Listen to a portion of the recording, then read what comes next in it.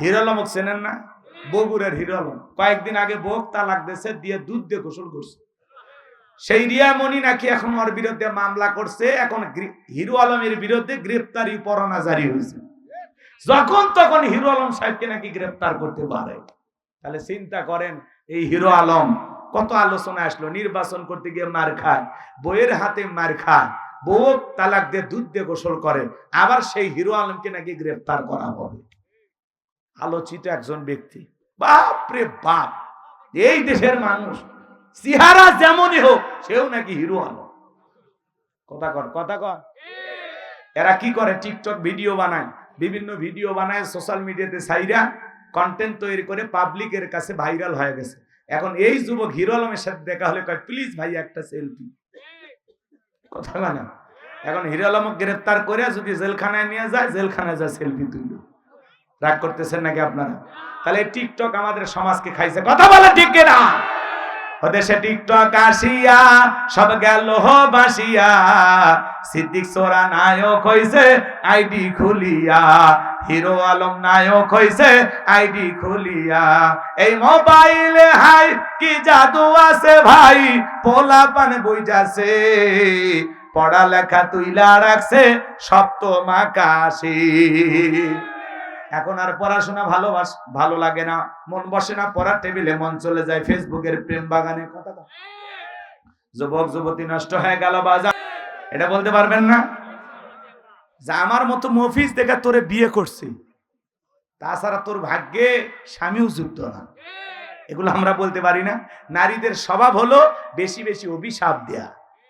আর এদেরকে যতই দেন, 30 বছর আপনি ভালোবাসা দিলেন, 30 বছরীদের মার্কেট করে দিলেন, 1 বছরও যদি বলেন সেলিনা এবার ব্যবসা বাণিজ্য খারাপ, কি যে হয়, তোমার একটা 3 পিসও কিনে দিতে পারি কিনা? কোন বছর দিছ?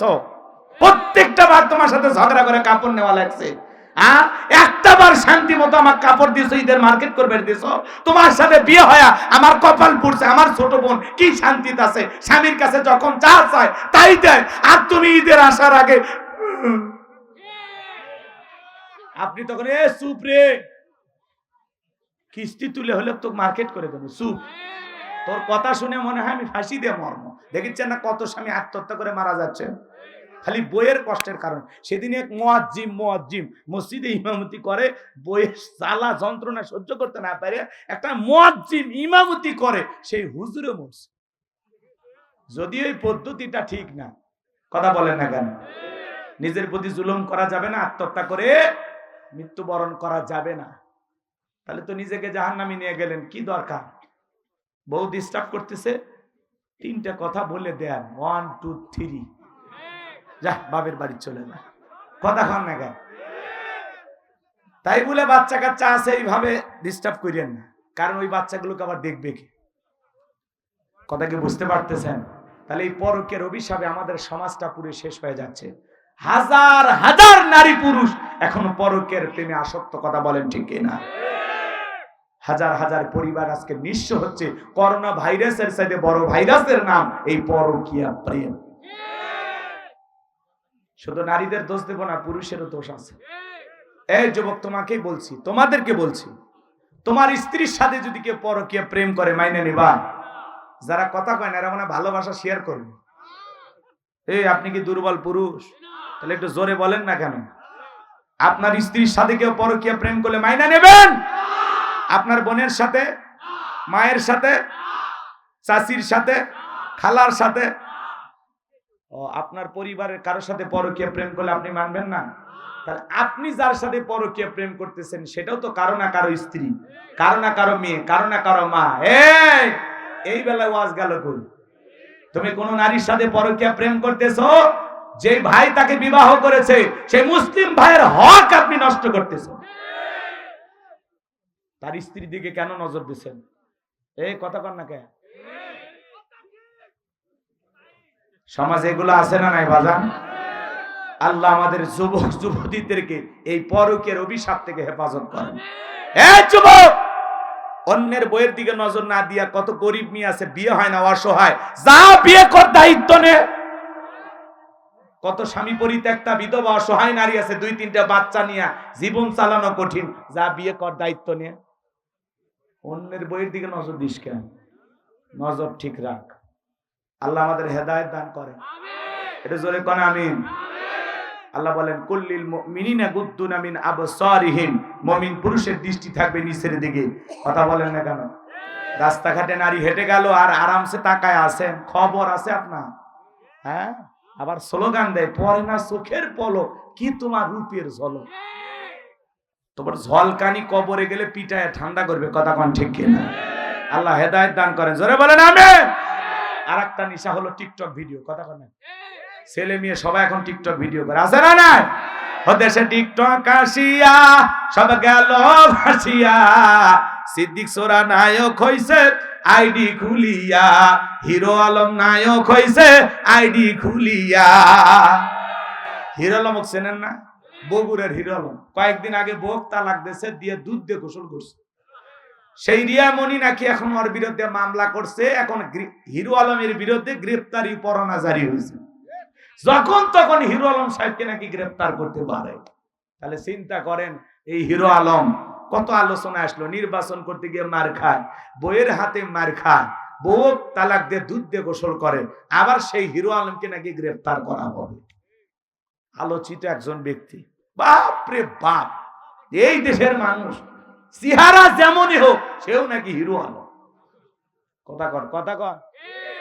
এরা কি করে? টিকটক ভিডিও বানায়, বিভিন্ন ভিডিও বানায়, সোশ্যাল মিডিয়াতে ছাইরা কন্টেন্ট তৈরি করে পাবলিকের কাছে ভাইরাল হয়ে গেছে। এখন এই যুবক হিরো আলমের সাথে দেখা হলে কয়, প্লিজ ভাই একটা সেলফি। কথা বলে না? এখন হিরো আলমকে গ্রেফতার করে যদি জেলখানায় নিয়ে যায়, জেলখানায় যায় সেলফি তুইল। রাগ করতেছেন নাকি আপনারা? তাহলে টিকটক আমাদের সমাজকে খাইছে। কথা বলে ঠিক কিনা? দেশে টিকটক আসিয়া সব গেল বাসিয়া, সিদ্দিক সোরা নায়ক হইছে আইডি খুলিয়া, হিরো আলম নায়ক হইছে আইডি খুলিয়া। এই মোবাইলে হাই কি জাদু আছে ভাই, পোলা পান বই যাচ্ছে, পড়ালেখা তুইলা রাখছে সপ্তম আকাশে। এখন আর পড়াশোনা ভালো লাগে না, মন বসে না, পড়ার টেবিলে মন চলে যায় ফেসবুকের প্রেম বাগানে। কথা যুবক যুবতী নষ্ট হয়ে গেল বাজান, তরুণ তরুণী নষ্ট হয়ে গেল। এজন্য আপনি যদি আপনার সন্তানদেরকে ভালো বানাইতে চান, কোন ছেলে মেয়ের হাতে টাচ মোবাইল দেয়া যাবে না। সন্তানদের হাতে অভিভাবক হিসাবে কোন টাচ ফোন কিনে দেবেন না। মনে থাকবে তো ইনশাআল্লাহ? সম্মানিত ভাইরা আমার, যে কথা বলতে চাচ্ছিলাম বাজান, তাহলে বাদশাহ স্বপ্নে কি দেখেছে দেশের জনগণ জানে না। এইবার বাদশাহ ডেকে বলে, কেন তোমরা নাকি গায়েব জানো? আমি স্বপ্নে কি দেখেছি এই গায়েবের খবর কি তোমাদের কাছে নাই? বলেন তো বাজান, আল্লাহ ছাড়া পৃথিবীর কোন মানুষ কি গায়েব জানে? সমাজে বড় বড় ভণ্ড পীরের আবির্ভাব ঘটে, যারা মাঝে মাঝে বলে আমি অমুক পীর। পৃথিবীর কোন মানুষ গায়েব না জানলেও আমি জানি। যেই পীর সাহেব বলবে আমি গায়েব জানি, ওই পীরকে ধরে নিয়ে যায় অন্ধকার রুমে আস্তা তারে পিটাইয়া ছেড়ে দিবেন, আর বলবেন গায়েবী মার দিলাম, কারো কাছে বলবি না। আল্লাহ ছাড়া পৃথিবীর কোন মানুষ গায়েব জানে না। যদি কেউ দাবি করে আমি গায়েব জানি, নিঃসন্দেহে সে একটা ভণ্ড। এমন দরবার আছে নামাজ নাই, রোজা নাই। কথা বলেন না কেন? ভণ্ড পীরের দরবার আছে না নাই? আপনাদের এলাকায় নাই? ডুগি তবলা বাজায়া নারী পুরুষ একত্রে জিকির করে, আছে না নাই? ভাই পানির ভিতর জ্বললে বাতি, ঝড় বাতাসেও নেবে না। ল্যাংটা বাবার মুরিদ হইলে নামাজ রোজা লাগে না। যে পীর সাহেব বলবে নামাজ রোজা লাগে না, ওরে পীর না, দাঁতকা শয়তান। এই পৃথিবীর এমন কোন নবী রাসূল নাই যে নবী রাসূল সালাত আদায় করে নাই। আর আপনার পীর বলতেছে নামাজ পড়া লাগবে না, সিজদার মতো একটা সিজদা দিবি, জান্নাত পার হয়ে জাহান্নামের গেটে পড়বি। এজন্য বাজান, ওই তালা বাবা, সালা বাবা, লাউ বাবা, কদু বাবা, শিকল বাবা, গামছা বাবা, ওই ভণ্ডদের কাছে যাওয়া যাবে না। ভণ্ড পীর যেখানে, আমরা নাই সেখানে। আল্লাহ বলেন অকুনু মাস সাদিকিন, তোমরা সত্যবাদীদের সঙ্গী হও। যে পীরের পা থেকে মাথা পর্যন্ত নবীর সুন্নাত দিয়ে ঢাকা, যার চেহারার দিকে তাকাইলে আল্লাহর কথা স্মরণ হয়। পীর ছিল শাহজালাল, খানকাই পীর, রাজপথে বীর, নারায়ে তাকবীর হুঙ্কার দিয়েছে, গৌর গোবিন্দ পালাইতে বাধ্য হয়েছে। কথা বলেন ঠিক কিনা? আল্লাহ ওয়ালাই জমিনে ছিল, আছে, থাকবে। কিন্তু আমাদের ভালো আল্লাহওয়ালা দরকার, কথা বলেন ঠিক কি না? সামনের দিকে যাই বাজান, মনের মধ্যে কষ্ট নেবেন না। এইবার বাদশাটাকে বলে, শোনো 7 দিনের আলটিমেটাম দিলাম, এই 7 দিনের মধ্যে আমি স্বপ্নে কি দেখেছি স্বপ্নের ব্যাখ্যাও বলতে হবে, না হলে 7 দিন পরে আমি তোমাদের সবাইকে শলিতে চড়াবো, ফাঁসি দিয়ে মারবো। জনগণ ডেকে বলে, বাদশাহ 7 দিন কেন, 7 বছর সময় যদি আমাদেরকে দেন, আপনি স্বপ্নে কি দেখেছেন এটা আমাদের পক্ষে বলা সম্ভব নয়। জেলার জেলখানায় দিয়ে ঘুরতেছে, পয়গম্বর ডেকে বলে, জেলার দেখে মনে হয় টেনশনে আছেন। জেলার সব ঘটনা খুলে বললো। আল্লাহর নবী দানিয়েল ডেকে বলে, যাও তোমার বাদশার কানে খবর পৌঁছায় দাও, তোমার বাদশা স্বপ্নে কি দেখেছে, এই স্বপ্নের ব্যাখ্যা কি হবে, দুইটাই আমার জানা আছে। জোরে কোন মারহাবা। আপনারা কি পুরো ঘটনাটা শুনবেন? একটু হাত তুলে দেখেন তো কারা কারা। লিল্লাহি তাকবীর, হাত নামান বাজান। তাহলে আল্লাহ রাব্বুল আলামিন বলেন, তাবারাকাল্লাযী বিয়াদিহিল মুলকু ওয়া হুয়া আলা কুল্লি শাইইন কাদির। মহামান্বিত সেই সত্তা যার হাতে সর্বময় কর্তৃত্ব, রাজত্ব, পাওয়ার ক্ষমতা। তিনি হলেন সর্বশক্তিমান, সবকিছুর উপরে একমাত্র ক্ষমতাবান। তিনি কে? ভালো করে বুঝবেন বাজান। পররাতে আল্লাহ রাব্বুল আলামিন বলেন, আল্লাযী খালাকাল মাউতা ওয়াল হায়াতা লিয়াবলুয়াকুম আইয়ুকুম আহসানু আমালা ওয়া হুয়াল আজিজুল গফুর। আরেকটু জোরে বলেন আল্লাহু আকবার। এই আয়াতের জন্য কি 10টা মিনিট আপনাদের কাছে আছে? 10টা মিনিট বাজান, পায়ে হাত দিয়ে অনুরোধ করি, ছোটাছুটি করবেন, একটু অপেক্ষা করেন। আল্লাহ তাআলা কি বলেন পরে আয়াতে দিল দিয়ে বুঝবেন। এই 10টা মিনিট আপনার জীবনকে পরিবর্তন করে দিতে পারে বাজান।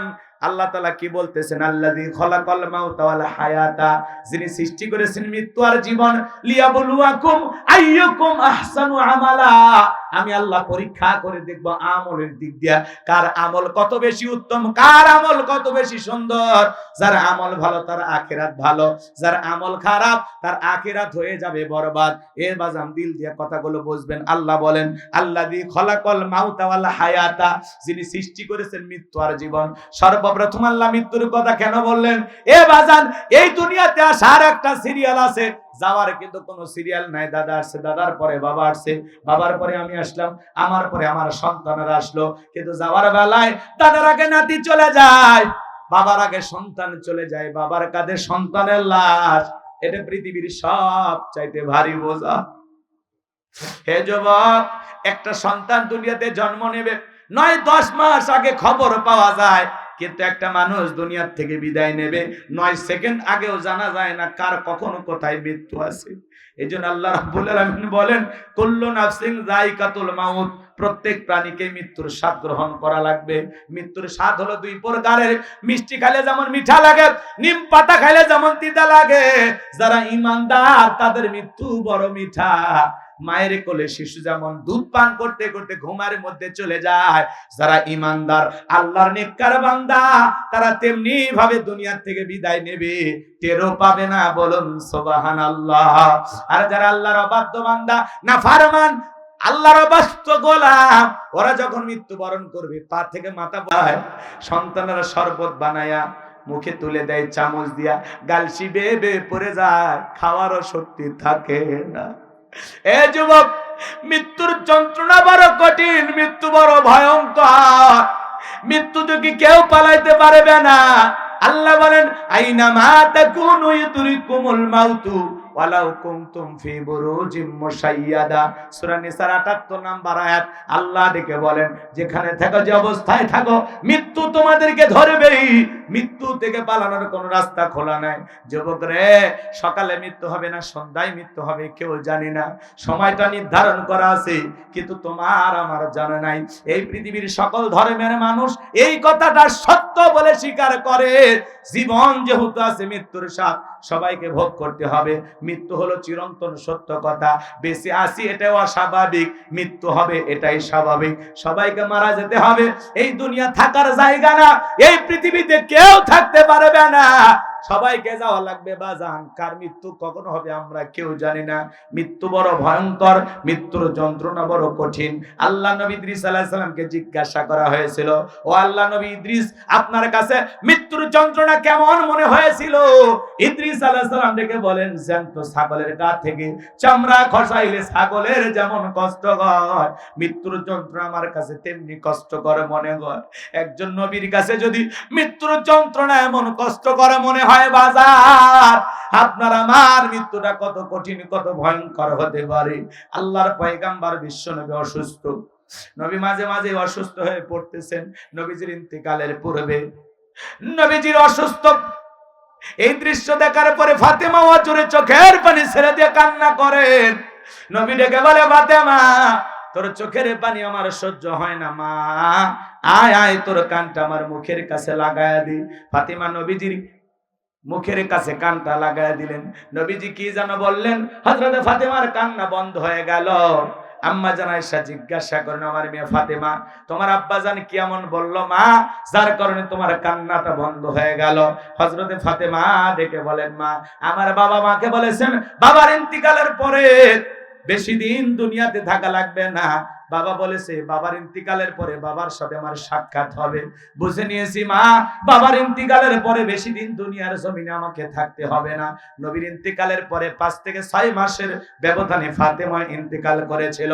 আমার ভাইয়েরা, আসমান থেকে জিবরাইল আসলেন, নবীকে সালাম দিলেন, আসসালামু আলাইকুম ইয়া রাসূলুল্লাহ, ইয়া হাবিবাল্লাহ, হুজুর আল্লাহ তাআলা আপনার শরীরের অবস্থাটা জানতে চেয়েছেন।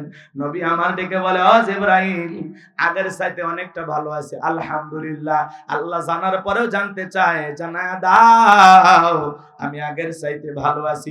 কিছুক্ষণ পরে আবারও জিবরাইল আসলেন, আর ডেকে বলে, নবী, আজকে আসমান থেকে আমি একা আসি নাই, আমার সাথে আরেকজন ফেরেশতা এসেছেন, যার নাম হলো মালাকুল মউত। পৃথিবীর কারো বাড়িতে ঢোকার পারমিশন লাগে না নবী, আপনার অনুমতির অপেক্ষায় দাঁড়িয়ে আছে। নবীজি অনুমতি দিলেন, মালাকুল মউত ভিতরে প্রবেশ করে নবীকে সালাম দিলেন, আসসালামু আলাইকুম ইয়া রাসূলুল্লাহ, ইয়া হাবিবাল্লাহ, হুজুর ও নবী, আপনি যদি অনুমতি দেন তাহলে আপনার রূহটা আমি বের করব, আর আপনি যদি অনুমতি না দেন নবী, আমার আল্লাহ বলেছেন এক মুহূর্ত আর দেরি করবে না, যতদিন মনে চায় ততদিন আমার বন্ধু দুনিয়াতে থাকবে। বলেন আল্লাহু আকবার।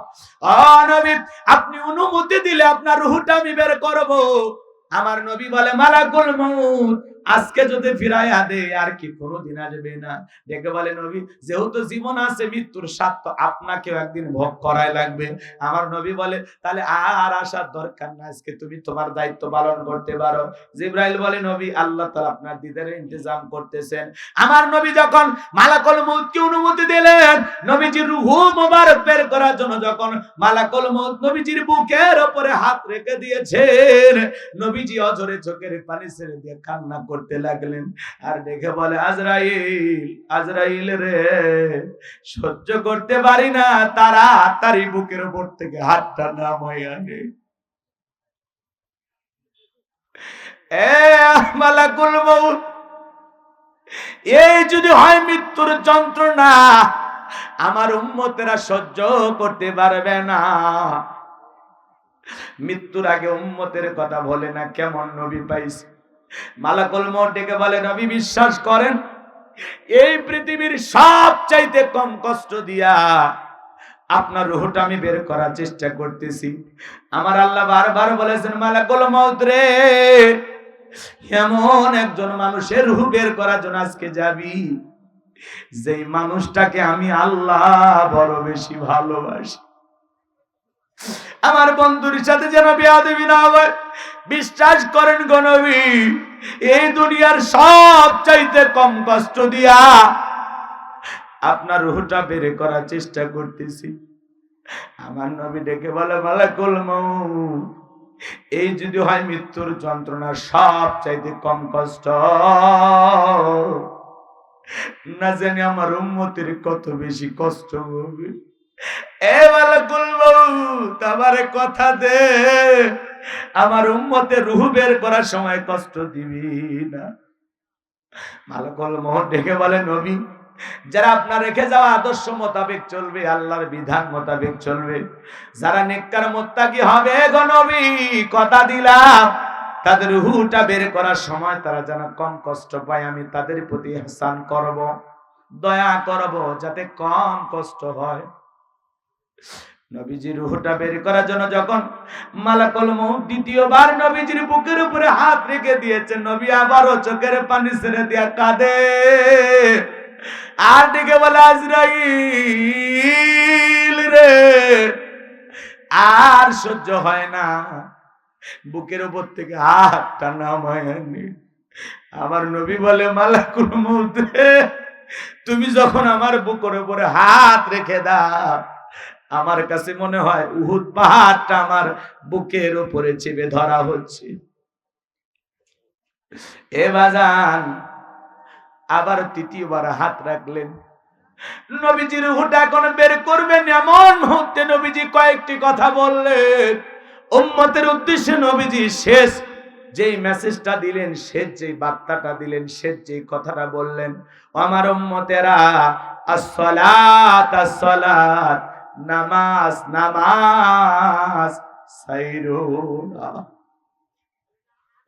নবীজি রূহটা বের হয়ে যাচ্ছে, এমন সময়ও নবী উম্মতের উদ্দেশ্যে বলে গেলেন, ও আমার উম্মতেরা, আসসালাত আসসালাত, নামাজ নামাজ নামাজ সাইরুনা।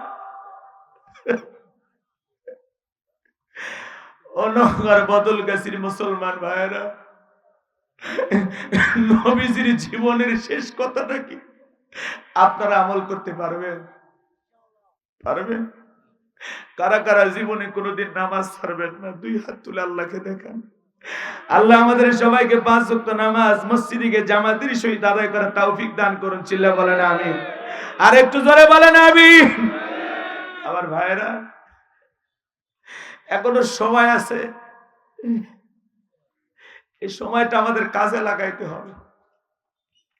আল্লাহ বলেন, আল্লাযী খলাকাল মাউতা ওয়াল হায়াতা, যিনি সৃষ্টি করেছেন মৃত্যু আর জীবন, লিয়াবলুয়াকুম আইয়ুকুম আহসানু আমালা, আমি আল্লাহ পরীক্ষা করে দেখব আমলের দিক দিয়ে তোমাদের মধ্যে সবচাইতে উত্তম আমল কারা করেছে, কার আমল কত বেশি সুন্দর, কার আমল সবচেয়ে বেশি ভালো। এই দুনিয়াটা হলো পরীক্ষা দেওয়ার জায়গা বাজান। এই পরীক্ষার ফলাফল পাবো আমরা কিয়ামতের ময়দানে। কথা বলেন না কেন? এই জন্য দুনিয়াতে বসে থাকার কোনো সুযোগ নাই। আল্লাহ হায়াতের জিন্দিগিতে যে কয়টা দিন আমাদেরকে দেবেন, হায়াতের জিন্দিগিতে যেটুকু সময় আমরা পাবো, এটুকু সময় মালিকের গোলামি করে কাটানোর দরকার আছে না নাই? জোরে বলেন, দরকার আছে না নাই? আমার ভাইয়েরা, এই তরুণ যুবকের, দুনিয়াটা মিছেই। সংসার সংসার কইরা দুনিয়ার জীবনে আমরা কত কিছুই না করলাম। আল্লাহ বলেন, বাল তুসিরুনাল হায়াতাদ দুনিয়া ওয়াল আখিরাতু খায়রু ওয়া আবকা, তোমরা দুনিয়ার জীবনকে প্রাধান্য দিচ্ছ, অথচ আখিরাতের জিন্দেগিগুলো চিরস্থায়ী। যেই জীবনের শুরু আছে শেষ নাই, সেই জিন্দেগির জন্য কিছু করার দরকার আছে না নাই?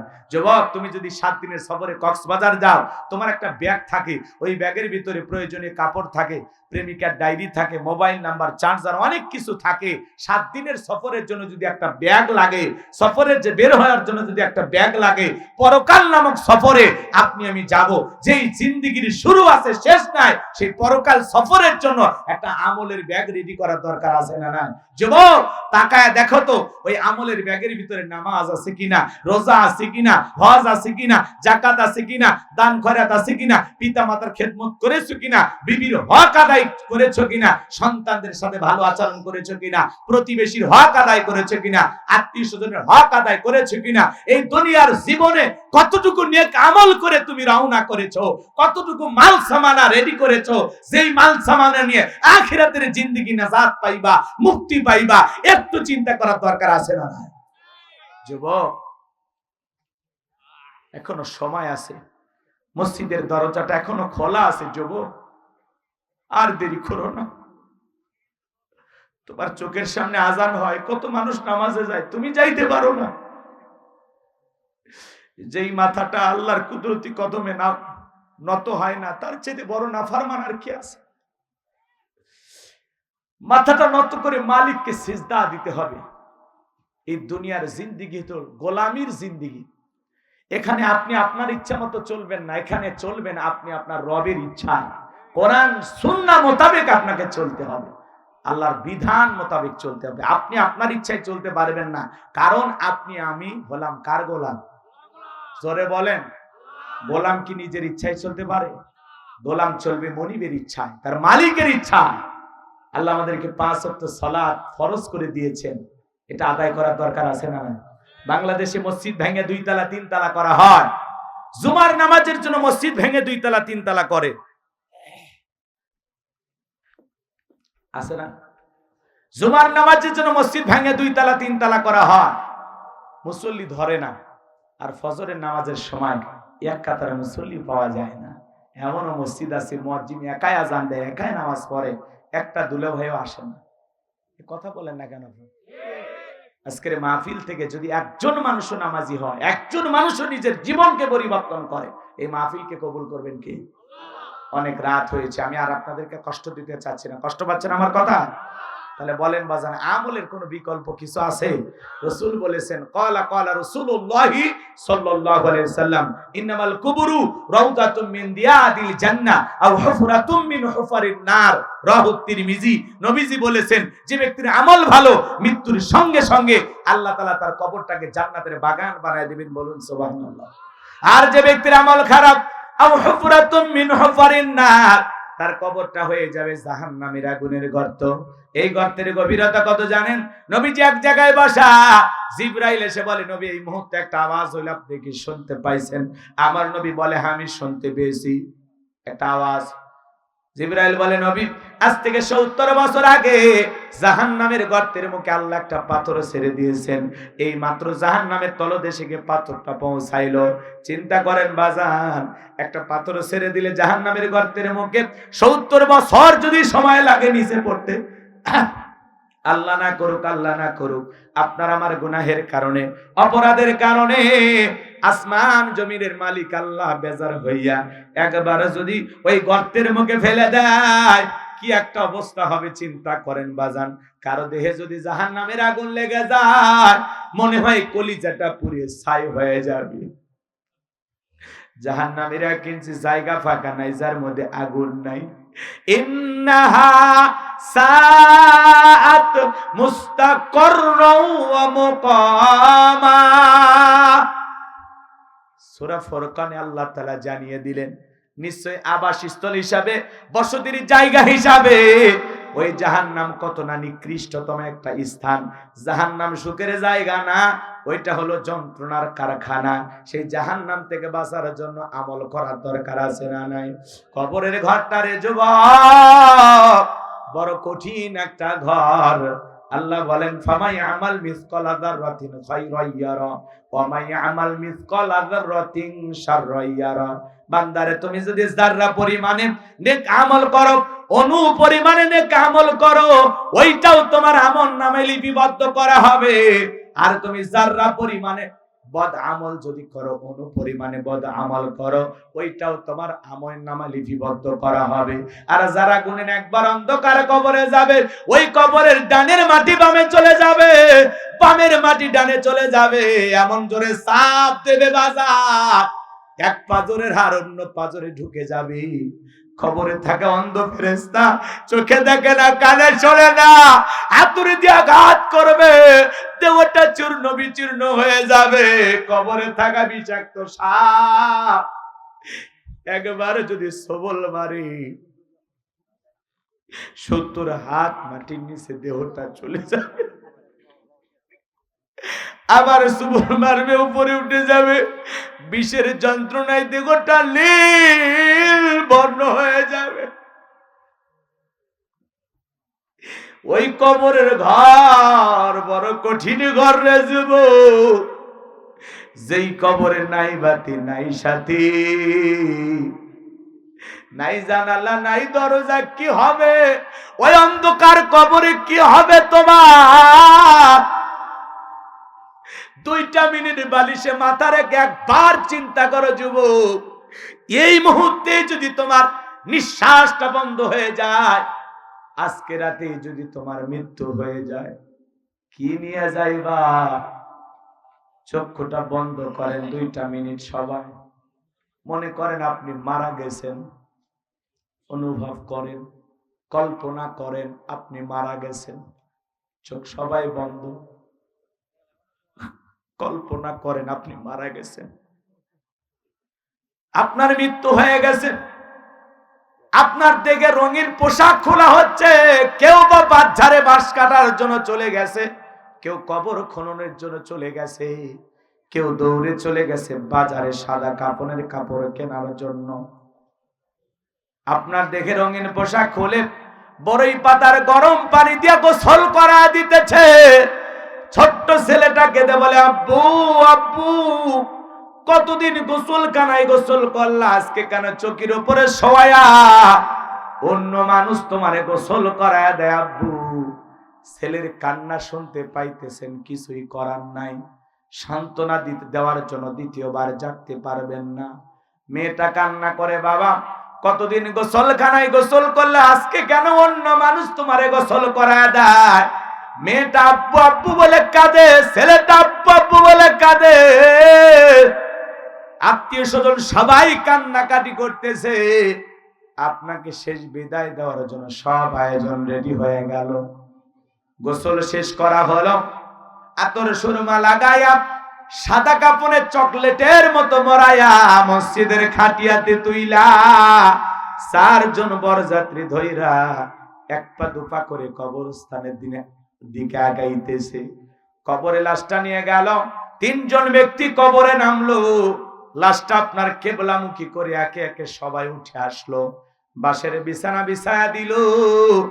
আপনি কবরের নিচে, ওপরে বাঁশের বিছানা, এরপরে চাটাই পেরে দিল, কবরের উপরে মাটি চাপা দিয়ে দিল। একে একে করে বন্ধু বান্ধব আত্মীয় স্বজন ছেলে মেয়ে সবাই চলে আসলো। যে কোদাল দিয়ে কবর করেছে কোদাল নিয়ে আসলো, ডালি নিয়ে আসলো, 2-1টা বাঁশের টুকরো বেঁচে গেলে ওই টুকরোটাও নিয়ে আসলো বাজার। সবাই কবর থেকে চলে আসলো। এখন একা একা আপনি কবরে মনকার নাকির সলজব নেওয়ার জন্য চলে আসছে। বলেন তো বাজান, ভয় করবে কিনা? কথা বলে না, এখনো ওঠে, এখনো ওঠে, দেখছেন? এত কঠিন কথা শুনে আপনি উঠে কই যান? মাজার সোজা করে বাড়িতে যেতে পারবেন? যাক, অনেক কথা বলছি, যতটুকু হয়েছে আল্লাহ হেদায়েত দান করেন। এটা জোরে বলেন আমিন। আখিরি দাওয়ানা আলহামদুলিল্লাহি রাব্বিল আলামিন। কেউ কিছু বলবে?